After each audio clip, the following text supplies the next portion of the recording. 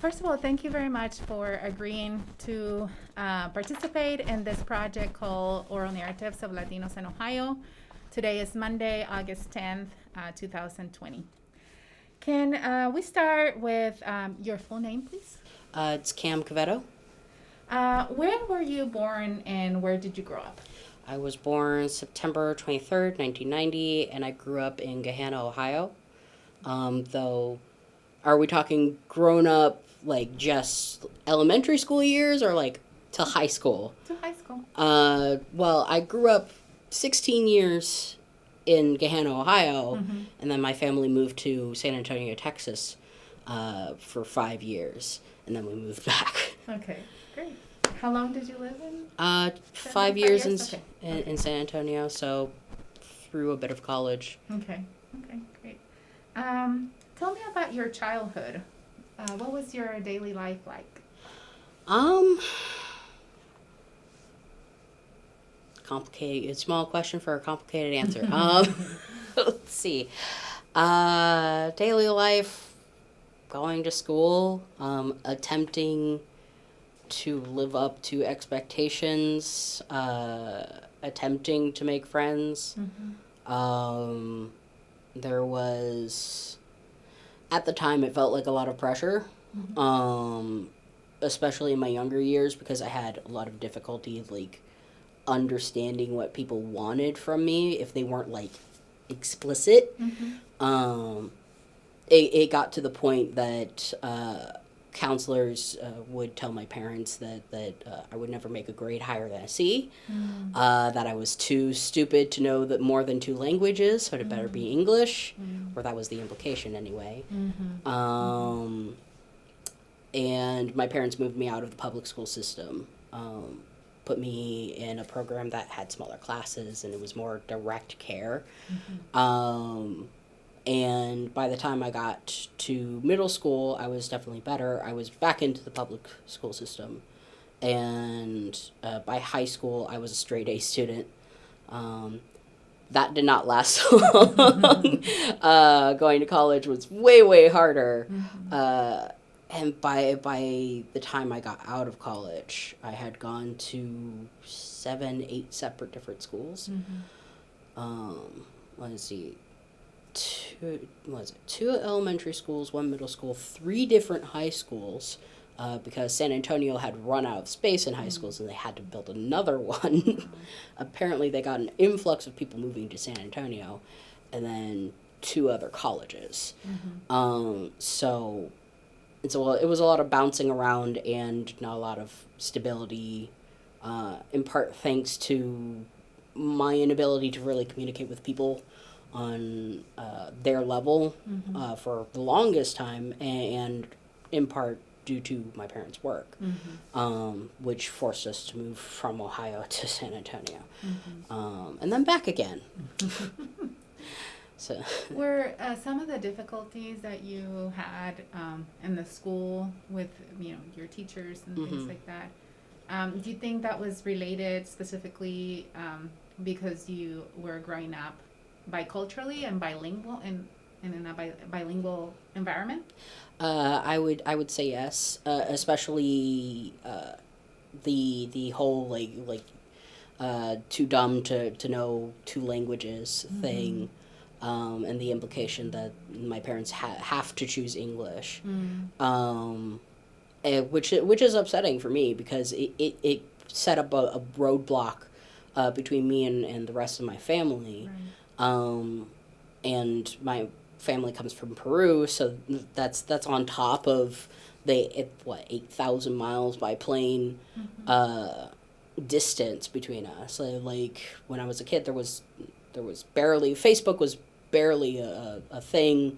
In Peru, I don't think they even had internet or even that strong of internet at the time. So like being able to communicate with them was difficult already, and putting up that language barrier, thanks to good old American public school system, just made it all the worse. And I'm willing to bet there was this sort of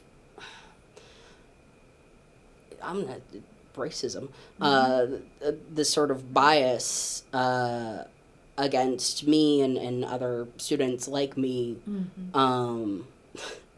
for just being different. Like and to my kid mind, I had no concept of that,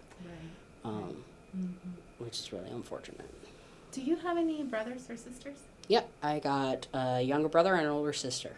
Okay. Did you, so you said your heritage is Peruvian. Do you, did you have to help with your siblings around, or when your parents were working or anything like that? Because of previously stated implied or expected stupidity, my parents really didn't leave me alone. I think the first time I was left alone was like 10 years old, or 10 or 12 years old, and they didn't tell me that they were going to be leaving me alone. So it was kind of like, hello, anybody home? Where did everybody go? But they never left me alone with my little brother. They left my sister in charge most of the time, for the both of us. And it was she was the smart one out of all of us. Well, and then my brother got older and he turned out to be the smart one. Both me and my sister are more creative than well, I would say we're smart, just a different type of smart, I like to think of myself as intelligent, but there are always things you don't know. But yeah, I was never really left in charge of anybody but myself. So yeah. What kind of things did you and your siblings do together when you were young? Me and my sister would play in the yard a lot, until she got older and too cool to hang out with me. Me and my brother would usually play video games on like the PlayStation 2 and GameCube. We were fortunate enough to be able to afford multiple consoles. So it's like my parents' jobs had well-paying jobs, thankfully. I mean, it was normal stuff. I think the strangest thing we ever got up to was like running around the neighborhood and looking for the ice cream truck. It's always in the distance too. Like you would hear it and just never find it. Like it's out there somewhere. Did you go back and forth to visit Peru when you were a child, when you were young? Yeah. We went almost every summer, I want to say. We went to visit. We got to see beaches in Peru. We got to see where my cousins and my aunts and uncles lived. And my mom's side of the family was always bigger than my dad's side of the family, so we ended up doing a lot more with them. And after those trips, we usually we would luckily be able to go to like Disney World in Florida, and that was basically the good behavior gift. You behaved, we get to go here now. And again, it was very fortunate that my dad landed a job where he did, and my mom landed jobs where she did, and they had enough to afford that sort of thing. And there was only one instance where I went by myself. I got to spend a whole summer with my grandma. She suggested that I go to the school that was right across the way, because it's opposites for America and Peru. When it's summer in America, it's still like fall in Peru. So my grandma tried to trick me into going to school just to be with other kids, and it was like, I'm on break. You have to deal with me now. But it was a good time. It was usually a good time. Tell me about those memories too, like being there in Peru. What things I mean, obviously you're spending time with family, but what other things did you get to do while you were there? And how was that like, especially with the language, communicating with your family and things like that? So it was very fortunate that Peruvian schools tend to teach English at a young age. So most of my cousins had a fair grasp on English, and the majority of the adults had at the very least base communication, if not, they were fully bilingual. And I think that really has to do with the culture of like America and trading with European countries. Is the best way of doing business. So my uncle, he worked in the oil industry, and he surfed all over the globe. So he had a fairly good grasp of English, just in the fact that he had to use it for business and travel and that sort of thing. And it seems to be like the same sort of story with the rest of the adults in my family. So the language barrier thankfully wasn't too hard at minimum with the adults.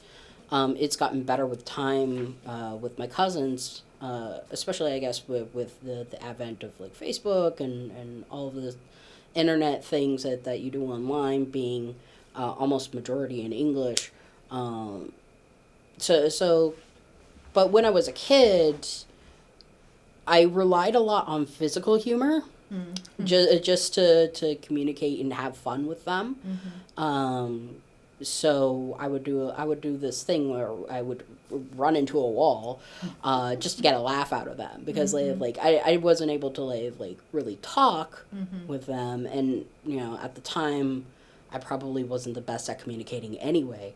So physical humor, acting like a cartoon, seemed like the best fit. I know that a few of my aunts probably thought lesser of me for it, but it was nah, like it's again, it was one of those things when you're a kid you really don't pay attention to that. Right. I think my fondest memory is going to there's this little shop craft area in Lima. I think it's called Inca Market. A lot of people, especially native people, come and sell their wares, handcrafted things all over the place, glass blown stuff, crystals, things made from animal bones and hooves and stuff, just like all sorts of really neat handmade things. And if there's time for it, I usually go there at least once, because you never know what you'll find. Just all sorts of things. The last time I went, somebody had made all of these great little pottery pieces, like teapots and stuff like that. But they were all in the shape of naked men and women. So there's just dicks out, boobs out, vaginas out, and sometimes it would be like two combined on top of each other, and it's just like, I took pictures. I don't know where those pictures are, but it was one of those things you had to do a double take, just like what, and I had to take a picture. But I didn't have the nerve to actually buy one. I kind of regret it, because again, it's like one of those things like every time you go, it's something new. Usually the shops do not stay the same. So I don't know if that guy is still there. I hope to God he is. For the next time you go. Yeah, the next time I go, I really want to buy one, because I have my own place now. I'm sure my mom would have got a kick out of it, but. So both your parents are immigrants from Peru, right? Tell me about them. Like, what is your memory of them as you were, growing up and knowing that your parents were immigrants? And, Well, it was a lot of learning, and for a child that didn't know how to really communicate, with parents who have, let's be honest, suffered a trauma in Peru, because they went through two dictatorships and one military coup. Like it was a lot growing up for them, and it. I think because of like the time that they lived in, and the place that they lived in, they really didn't get the space that they needed to really assess and heal that trauma. So I'm gonna be completely honest. My dad had anger issues. My mom had a lot of emotional issues.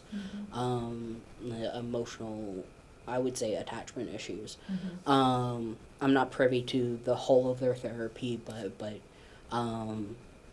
they have gotten therapy now, and it's taken years to get there. When I was a kid, my dad, he'd be fine for the most part, especially in like the early mornings. Like I would sneak downstairs and watch anime. And my dad, he would come downstairs at like 5 a.m., see me. He wouldn't say anything. He would just sit down on the couch and just watch what I was watching. And like it's like moments of calm like that, that, you know, I remember the most fondly. And I would spend a lot more time with my mom. We had difficulty communicating as I grew up and became a teenager, and it became obvious to me internally that I was trans, that I was different. By 16, I was fully aware of what I was. But I couldn't say it. I couldn't really communicate it. So that sort of created a rift between me and my mom, and me and my dad really didn't communicate at all. And it's difficult. It was a difficult time when I was younger, because of all of these things that teachers would say to my parents about me. And, you know, they had trouble really coming to terms with that, or really communicating with me. And I really, like, it wasn't the best childhood. I wish I had been louder and more persistent, that something was wrong, even if I didn't have the name for it. But I can't say that it was the worst. Like they fed me, they clothed me, they gave me the best that they could with what they understood that I needed. And that's really all you can ask of parents that are also dealing with being immigrants and working in the American workforce, and the demands of capitalism, and the demands of working that much and that long. And like, as an adult, I really understand the pressure that they were under. And that sort of negative impact that can have on a family unit. Obviously, my dad went through therapy, my mom went through therapy, I've gone through therapy. We are all working towards being better for each other. So it wasn't the greatest, but I'm not gonna complain. By the time I came out, with like my parents, they were fully able to accept me, even though it took me I came out when I was 26, so I waited 10 years to get to that point. Do you think it was more difficult for them because of their background, because of being immigrants and maybe being from Latin America? Was I would suspect so.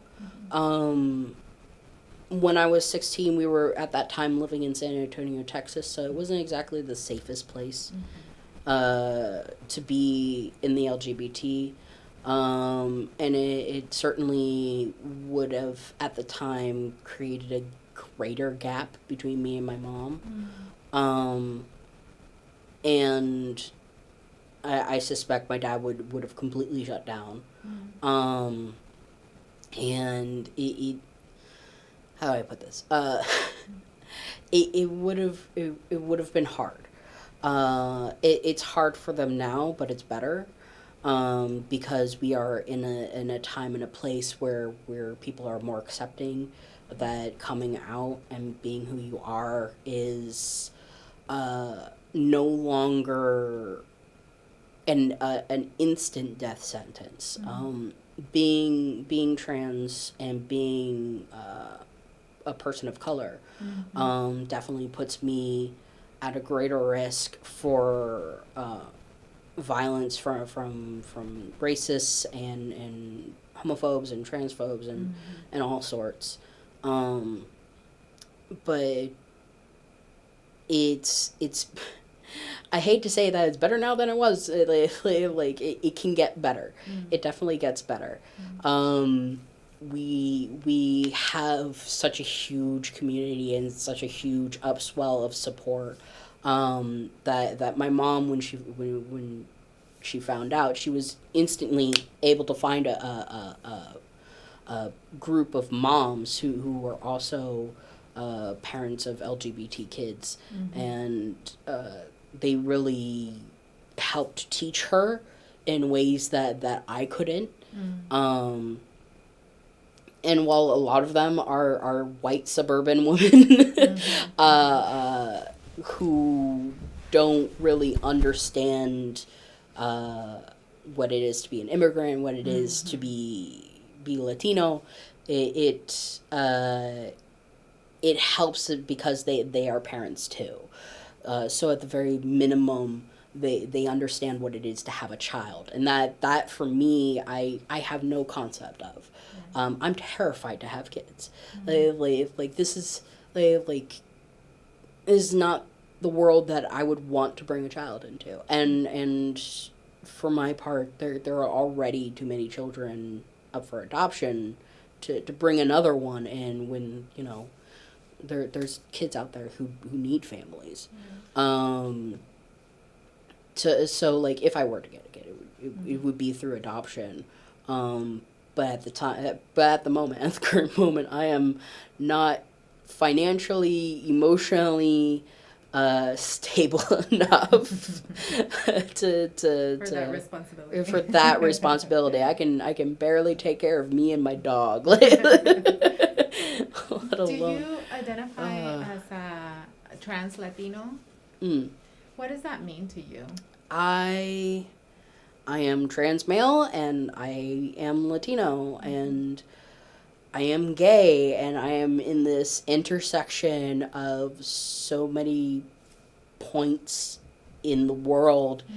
And I actually got in an argument with an ex about this. He said he didn't want to get, political, and he's bi and white.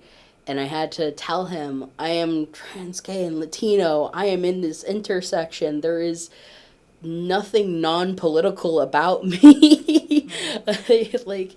It is...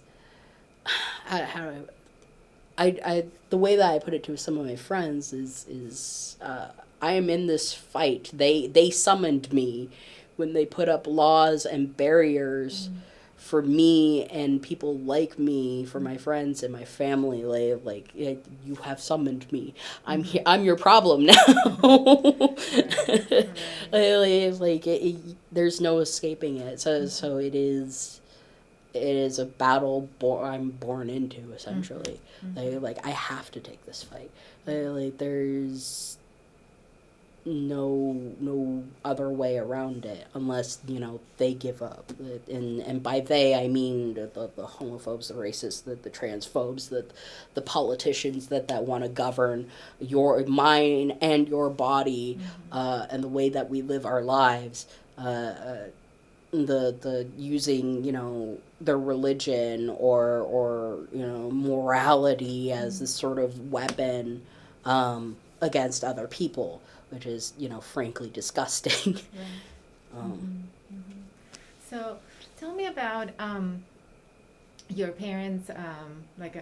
We mentioned they're Peruvian, and what do you identify as traditions that they try to keep alive in you in your life growing up that are distinctly Peruvian? It could be celebrations, it could be, language. I'm sure Ani tried to continue to use Spanish, but also maybe foods. I don't know. Can you think of something?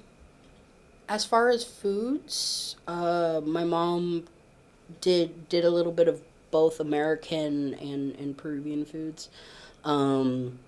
She was very much into is and still is into very much dieting and that sort of thing. So a lot of her cooking consisted around of like minimizing calories and all that stuff. But a lot of the foods was just like lomo saltado and really simple things. Beef was a very big center of that. As far as food is concerned, she's not a very big cook, but the things that she passed along, as far as culture, is I think something that a lot of people don't expect. It is protest. It is understanding your environment. Peru went through a lot of chaos as she was growing up. And she went into college in Peru in journalism. So, at like going through college in a time of this sort of chaos, especially journalism, creates this sort of weird mixture of understanding propaganda and protest and really analyzing what you read. I remember me and my brother both read the same book like within like a week of each other. And my mom, without, any sort of prompting, asked us to do a summary of the book. And we were both able to really snap together like almost an essay, like just like a couple of paragraphs worth of information about the book. And she was really impressed by that, because it's something that I guess she unknowingly taught us to do. And my dad was very much the same. He said, the moment that they get rid of Congress, you have a dictatorship.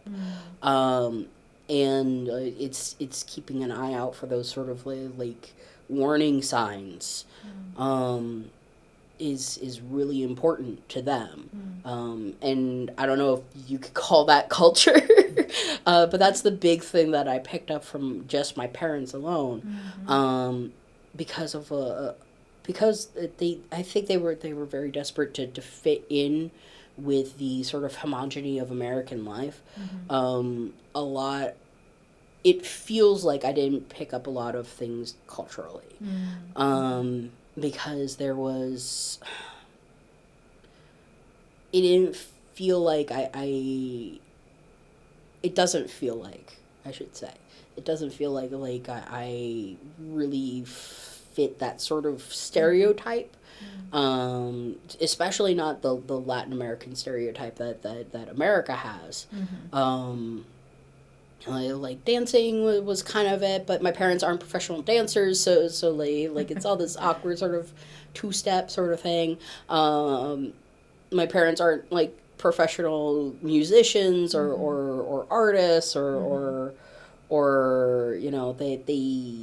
they weren't part of like the root of most culture. I think like when it comes to culture, a lot of a lot of what we gain is from the root. It's from the working class, and my parents were both from sort of an upper class,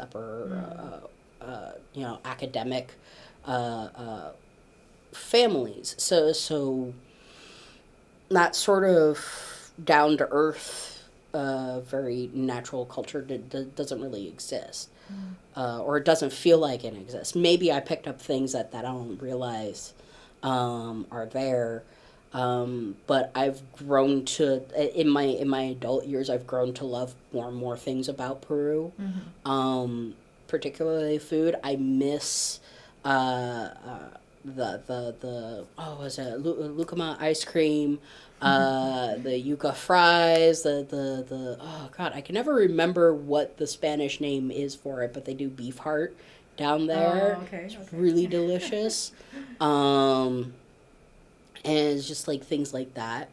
There's like one Peruvian place that I go to regularly, and it's like the tiniest thing, but it's just like there are Mexican restaurants all over the place. There are like maybe 3 or 4 Peruvian restaurants here in Columbus, which is. It is like a little bit upsetting, but I understand. Like South America is so far away, and Peru hasn't had a reason for people to migrate out of Peru for a long time. So it's different, and it's hard to say whether I picked up on like any really big important pieces of culture. You did mention the political, and so that's political awareness, and do you feel like in any way having parents that talked about that or that behave in a certain way because of their experiences with dictatorships and military, governments and things like that, did it empower you as you fight your own battles? You feel like you're somehow equipped?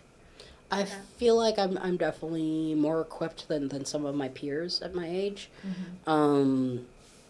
More, I was very very aware of the warning signs that as they popped up in the last 4 years. And I'm just going to say it, fuck 45. I mean, this man has all the hallmarks of a wannabe dictator, but none of like the energy. He's really banking on people re-electing him this coming November, and I really hope people just kick him out. Because I heard like in the last week that he wants to destroy Social Security, which is fucking fantastic, great. Like just destroy like one of the few safety nets that America has in this world. Just the gall, because his base is mostly people over the age of 45. Like those are people who need Social Security and Medicare the most, and he's gonna go ahead and kick them in the nut. If they re-elect him, and there are going to be a few people who are going to re-elect him because they don't care about their own well-being as long as they could screw over other people, people who aren't them, which is unfortunate because it doesn't affect one person. No man is an island, and they like. Nobody is immune to a dictatorship. Like it comes down to that they're going to come after all of these other people, and once they're done with them, you're next. It kind of baffles me that nobody can look at history, look at how history has played out, and even in relatively short dictatorships like those that happen in Peru, and see anything but red flags. Like in Peru, my dad told me about stories of them, killing off academics, for instance. and this sort of negative view towards, like those that even jokingly criticized the military. There was a story that I was told a couple of times of a TV show host. He was like on some sort of game show or something in Peru.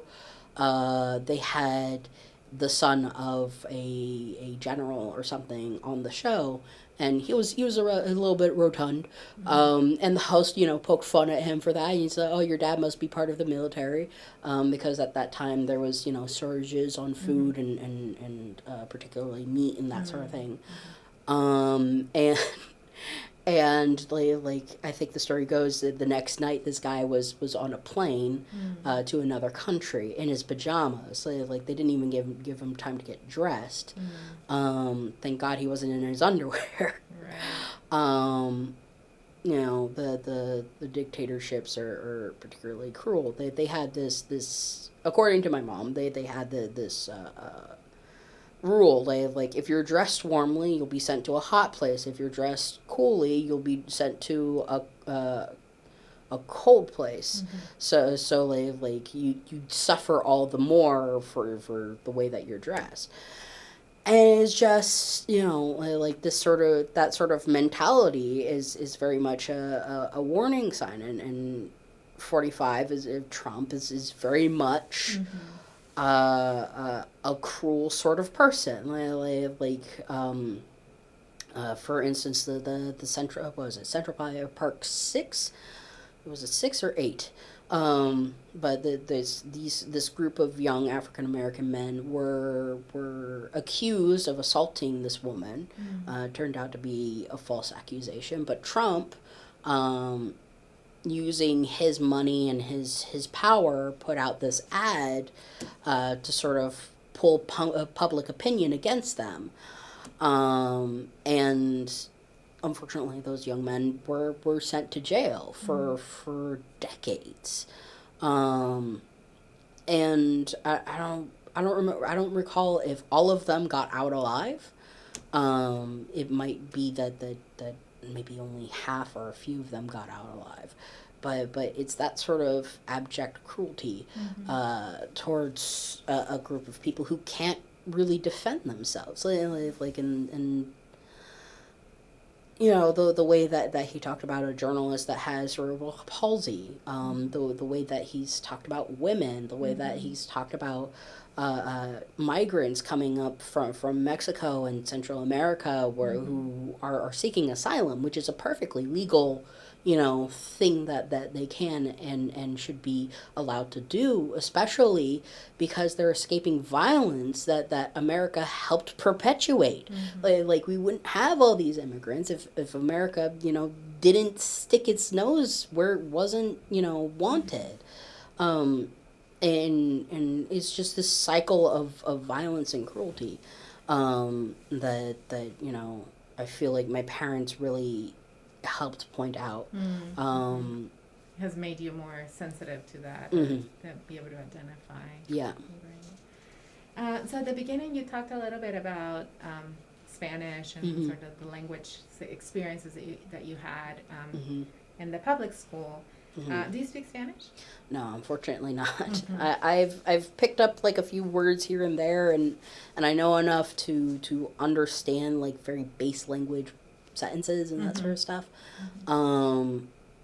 But I only started learning Spanish because it was required, I believe, in high school. Yes, it was high school.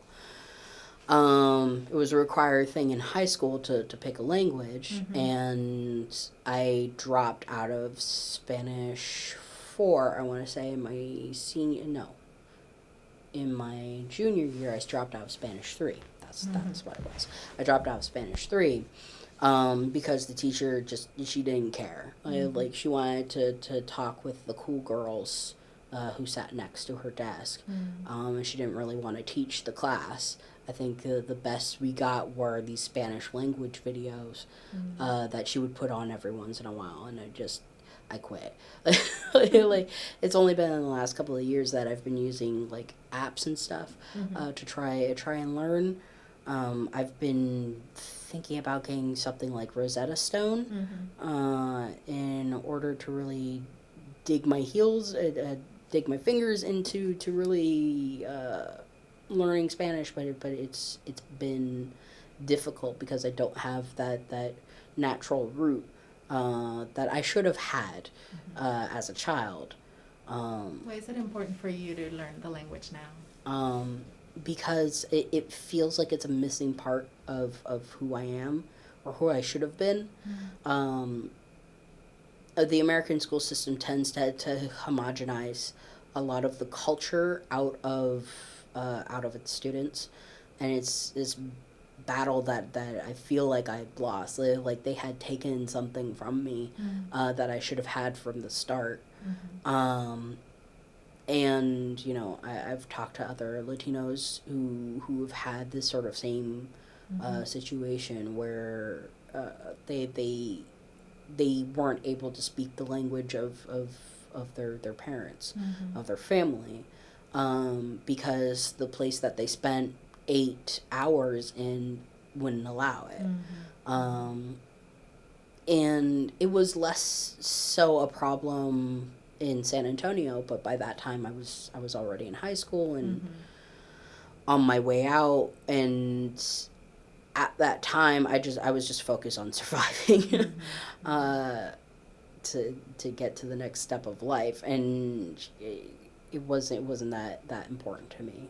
Did you ever witness any discrimination against Spanish when you were around your parents? No, but I believe my parents have a very minimal accent. They speak Spanish fluently, obviously, because it's their native tongue. But to my ears, I don't hear an accent. They speak very fluent English. They have almost no accent. As they've gotten older, it slips, but when I was growing up, that was English to me. Like I didn't hear an issue. The only time I heard any sort of discrimination was when we went to the dentist for like an emergency check because I was having some sort of toothache, and the dentist complained that my mom didn't understand because she was Latino or something like that, and at the time I really didn't pick up on the implications there because as a teenager you really don't, or at least I didn't pay attention to the comfort level of my parents. And discrimination was such a normal thing that I didn't pick up on it at all. As an adult, I definitely am more sensitive to it because I'm aware of what it is. Because when you're a kid, they really make it normal. I think the only one in my family who's gotten like any sort of discrimination training, that sort of thing, was my little brother. When he was in elementary school, he watched this video about bullying and discrimination, and in one of the videos, like one of the other kids, and he joked about this, one of the other kids called a Latino kid a taco or something like that. It's like the slightest like insult, and like of course the whole class thought it was hilarious. And my brother, he, being the humorous kid that he was like, I'm a taco. Because it seems like such a silly thing. And I believe like that sort of video would have been more impactful if they actually used the word, use the words that are actually lobbed against Latinos, instead of this sort of jokey insult. A taco, really? Right. That was the best you could do. Right. Let's switch a little bit. We are in the summer of 2020, and we're in the middle of a pandemic. And there's a lot a lot of things that have happened that are changing daily. So I have a couple questions for you about that. How did you learn about the pandemic? Let's see. The first time I heard about it, I believe I heard about it through, there's this YouTube news channel called Philip DeFranco. The host goes through a number of topics, and the pandemic that was coming from China was one of them. At the time, I really didn't think too much about it, because we were just, it was just before New Year's that I first heard about it. And it was just kind of like, oh, that's a thing that's happening in another part of the world. Won't bother us. And then the news starts coming out like, oh, it's spreading across Europe. It's coming this way, and like it was really weird seeing the government just go, Right. It's not a big deal. Right. What worries you most about this crisis right now? At least stateside, I'm very worried that people aren't taking it seriously enough. That they're thinking this is the new normal. And it's whatever. They don't care that the the percentage of infection is about 6%, and there's percentage of death is about 1 to 3%. But even then, that's millions of people, and that's a huge chunk of your workforce right there, just gone. Like purely economically, it's a bad thing. Like ignoring this is a terrible idea. Like, not to mention just the callous indifference to the suffering of people who can't afford going to the hospital. They can't afford taking days off. They can't afford, being sick. And the U.S. government is willing to spend billions on corporations, but can't even find the energy to keep people safe during a goddamn pandemic. And the worst part of it for me is that we're going to start seeing people trying to leave the states. That we're going to start seeing people attempt to flee. And we've already seen so many countries close their borders to the U.S. I've started looking at how to immigrate, simply because it would behoove me to see all the patterns and the signs. There is a definite pattern here, that is very much identical to the ones that we've seen during the Black Plague, during the Spanish flu, during any number of mass pandemics, where this population is going to suffer. We are going to see loads of death. We're already seeing mass graves being built, or we're already seeing hospitals being overloaded. We're already seeing that after COVID, there is a number of issues that you can get. Your lung rate is going to be hampered, possibly for the rest of your life. Nerve damage will happen. A number of other issues will affect your body. And that's just the tipping point. Just because it's not as dramatic as, say, polio, as dramatic as, say, the pox, or any of, or the Black Plague, where it was very obvious that you were sick, that you were dying, just because it doesn't become very apparent and very obvious right away, does not mean that it doesn't have some sort of effect. Like I don't know if you've ever played the game Plague Inc. It's this game where you get to play a pandemic. You design essentially a virus or a bacteria or a fungus or any number of infectious disease, in order to kill the world.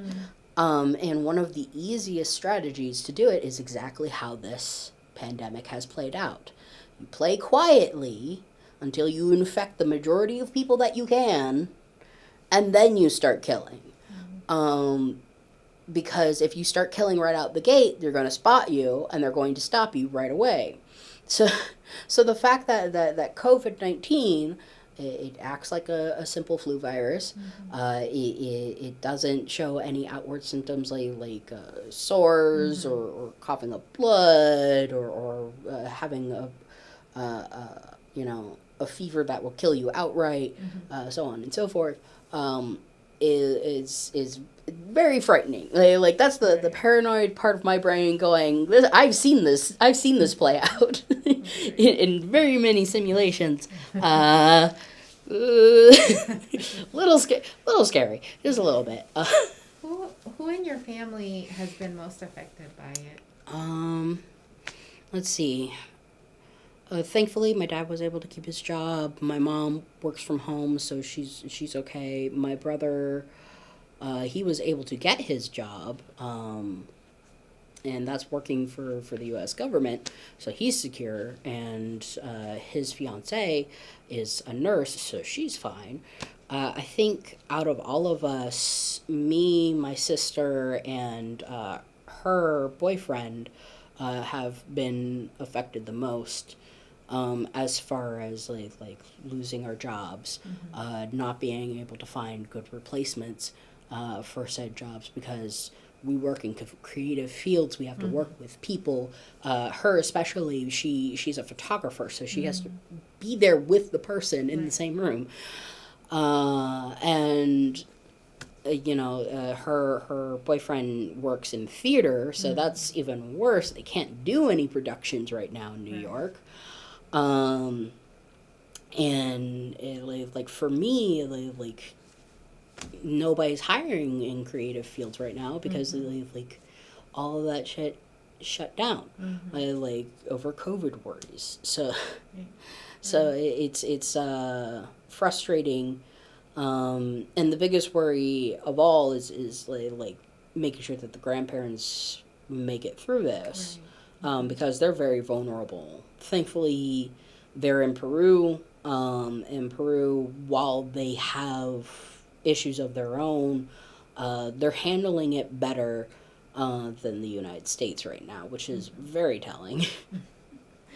How has the lockdown, initially when we had it, and we still have it in some form, in sort of like isolation and staying, distance from each other and things like that. How has that affected you or your family's mental health, mental well-being? Well, my mom is a very sociable person. She usually likes to go out and grab lunch with people and talk with people. And I believe my sister is kind of the same. My brother and my dad are both, antisocial nerds, so they've been pretty okay, sticking with online stuff. Oh, somebody didn't turn off their phone. For me, who is, I've grown used to having a pattern of, my daily life, which consisted of getting my social dose from work and from going to a lot of D&D sessions. Like I had one almost every night, which is almost bordering on obsessive, but we're not going to talk about that. But point being is that I for my mental health, I like being around people in a setting where it's just fun, where it's all about playing and playing a character and, figuring out combat strategies and that sort of stuff, was really a boon for my mental health. So not having that, and having to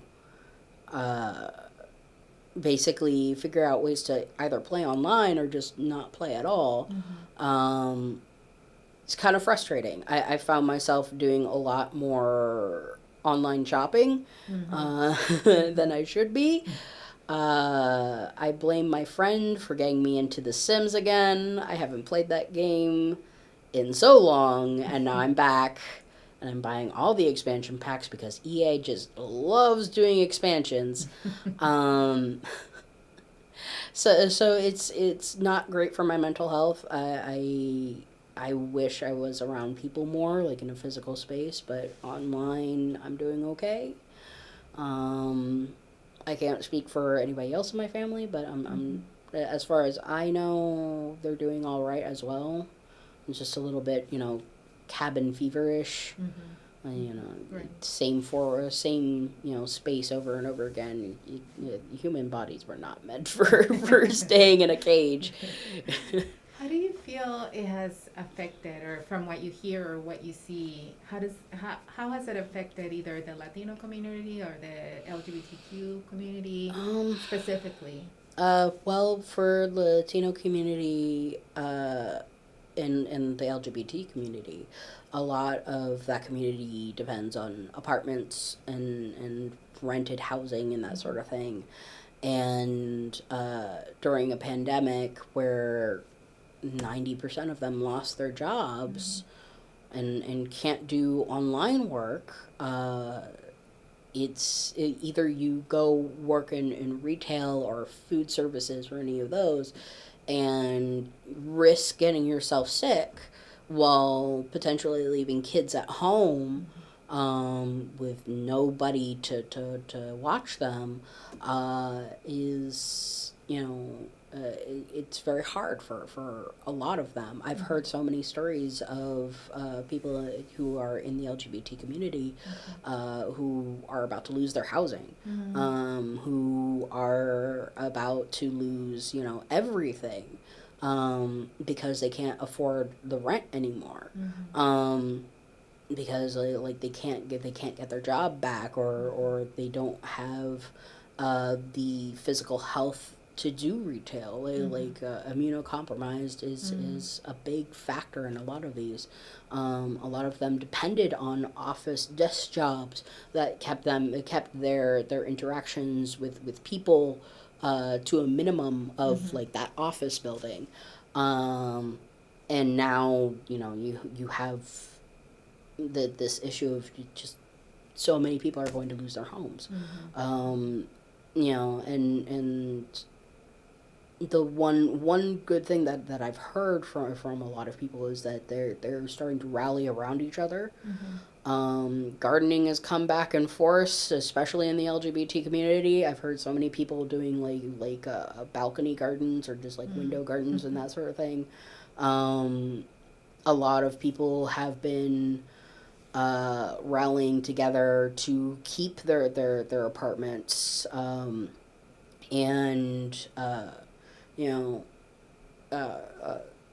basically stopping a landlord from kicking them out. If nobody's paying rent, then the landlord is going to be at a loss for a while if they kick everybody out.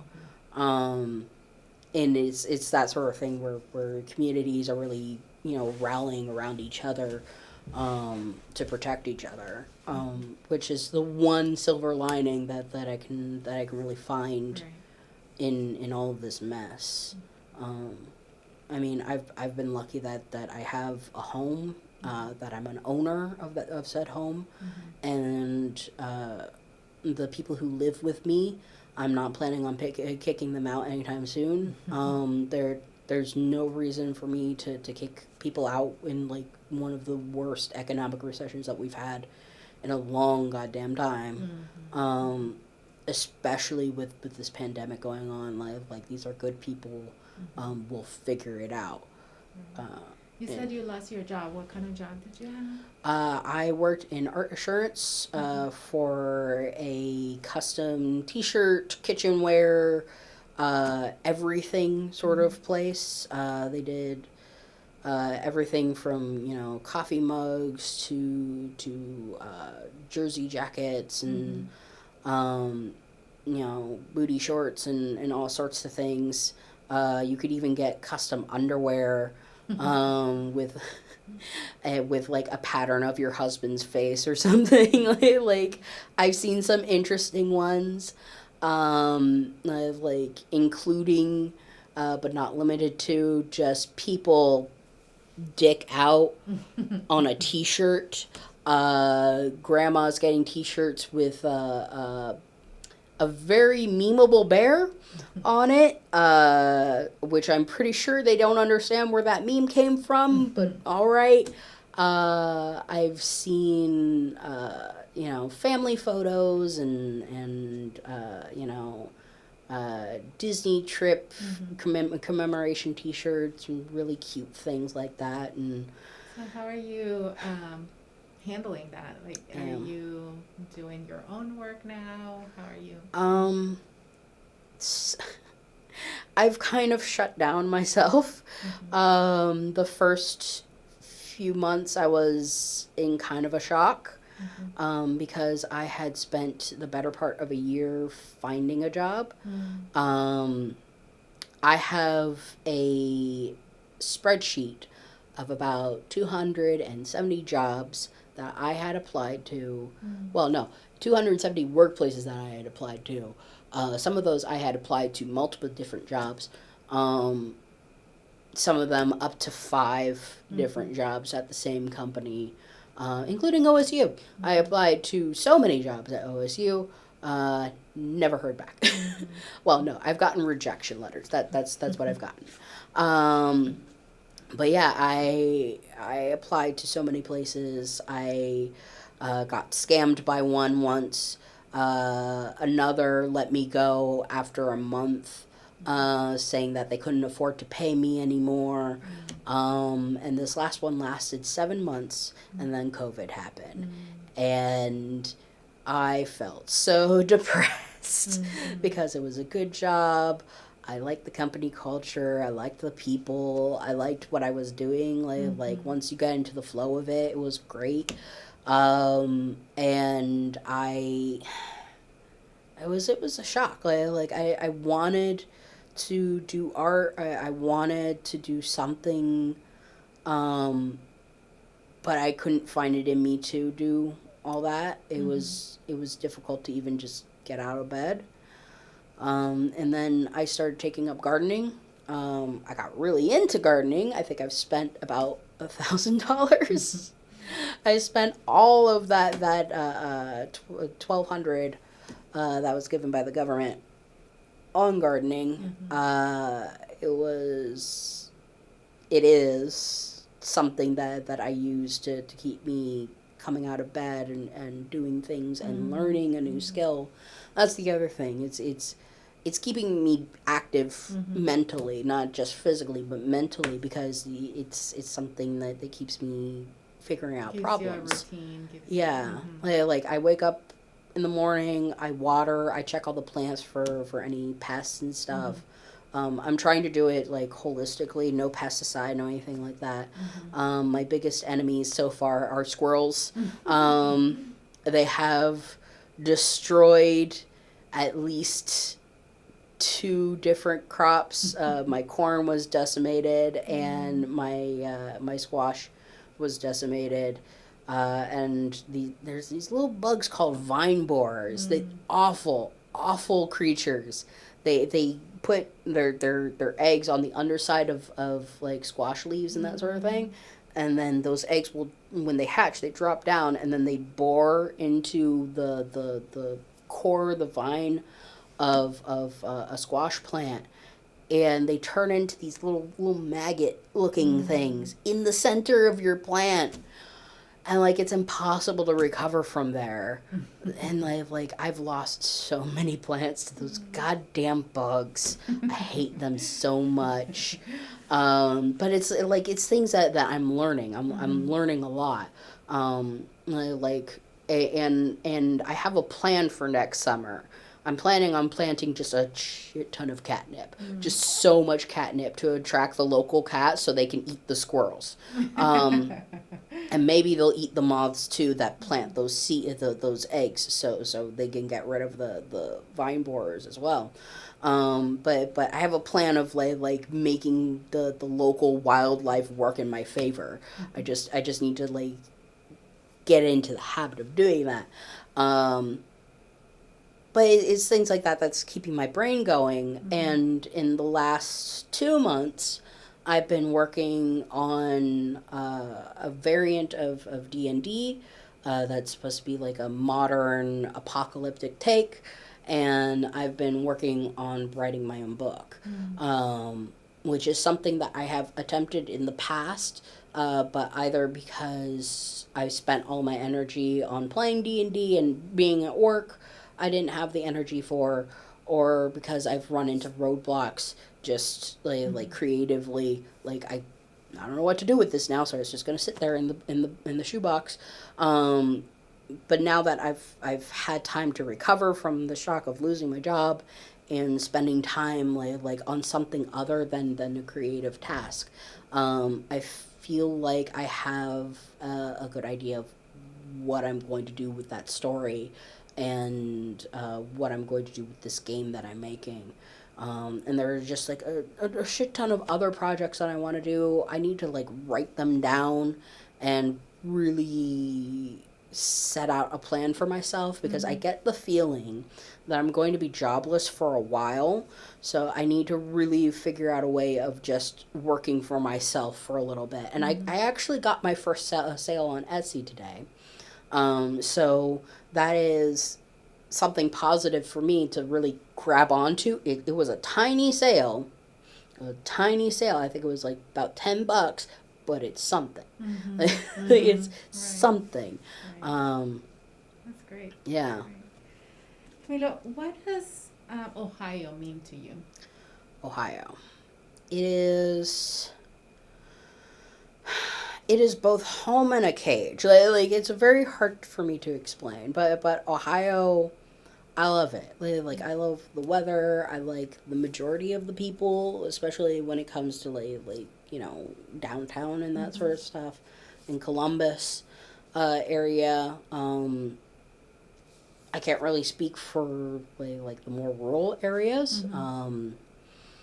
Because I really haven't interacted with that populace, but I do like the when you leave the city, there's all this nature and just like endless expanses to explore and whatnot, and I like the artistry that comes out of it. I've met so many creative people here in Ohio.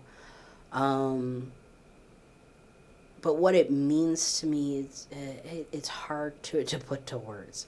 I mean, I called it both home and a cage, and part of the cage part is it's hard to escape.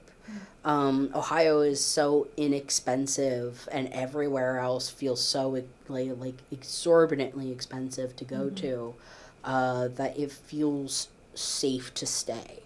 Like going to California would have been the smart move for my degree. I have a degree in animation. I should have gone to California. But California costs so much goddamn money. Like there would be no way for me to be able to afford it.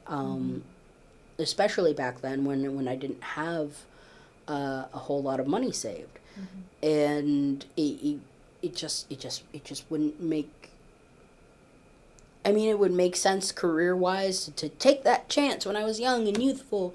But monetarily, like, I had no real prospects, no connection to California. I wouldn't know where I would live and for how long and if it would work out.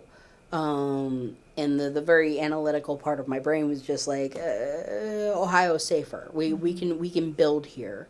We can if we can't go to California, we can bring all that things here. It's just going to take time. So it ends up being that I want to create my own studio here. I want to take the creative talent that I've seen here in Ohio and really help it flourish. Because we have so many individuals who have study at places like CCAD, Columbus College of Art and Design, and here at OSU, that, you know, it would behoove us to really, you know, help bolster it, really help it flourish. And that goes beyond just, you know, helping individual artists create their own individual things. It is really helping, you know, create a company, a business in which we can, you know, create things together. Animation is very much a team sport, as is making comic books and that sort of thing. I think creatively, it would be useful to have a company that stays here in Ohio, to you know, really take advantage of the things that are of the people who are here already, and not force them out in hopes of bettering themselves at another company that you know, that's not going to help us. So that's my hope, and yeah. So Ohio's opportunity. It is an opportunity. It is untouched as far as studios and you know, publishing is concerned. Camilo, thank you so much for this conversation and for participating in this project. Thank you.